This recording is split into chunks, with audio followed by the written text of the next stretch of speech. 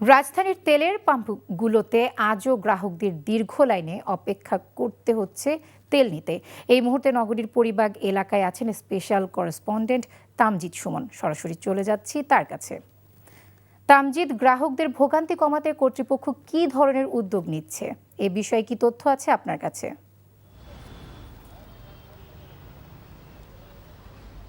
দেখুন, কর্তৃপক্ষের উদ্যোগ আসলে দৃশ্যত তেমন কিছু এখন পর্যন্ত দেখতে পাইনি। এই কথাটি বলার কারণ হচ্ছে প্রত্যেকটি পেট্রোল পাম্পে দীর্ঘ লাইন দেখেছি আমি। 3 ঘন্টা, 4 ঘন্টা, এমনকি 5 ঘন্টা অপেক্ষা করেও অনেকে পেট্রোল পাচ্ছেন না।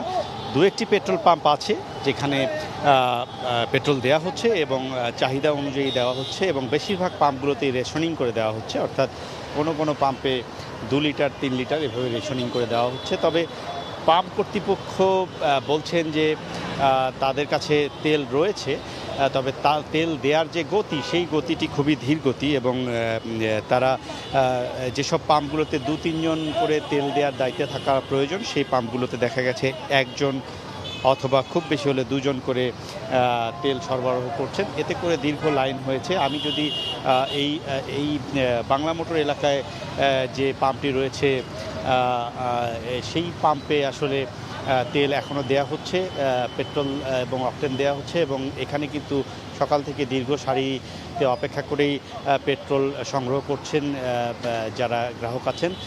এখানে বলা হচ্ছে যে আসলে অতিরিক্ত চাপ হওয়ার কারণ মানুষ ভাবছে যে তেল হয়তো সংকট হবে এবং পর্যাপ্ত তেল পাওয়া যাবে না, সেই কারণে বারবার এসে তেল নিচ্ছেন। বিশেষ করে বাইকাররা এই ভিড়টি জমাচ্ছেন, এবং আমরা দেখছি প্রাইভেট গাড়িতেও প্রচুর পরিমাণে সিরিয়াল রয়েছে এবং তারাও দীর্ঘক্ষণ অপেক্ষা করে তেল সংগ্রহ করছেন। তারা অসন্তুষ্টি প্রকাশ করছেন, কারণ তারা বলছেন ছুটি প্রায় শেষ এবং কর্মস্থলে সামনের দিনগুলোতে যেতে হবে। তারা বাইক নির্ভর এবং যে গাড়ি নির্ভর চলাচল করেন তারা কিন্তু বেগ পাবেন, এই আশঙ্কাটি প্রকাশ করেছেন তারা। জানছিলাম পাম্পে তেল সরবরাহের সবশেষ খবর।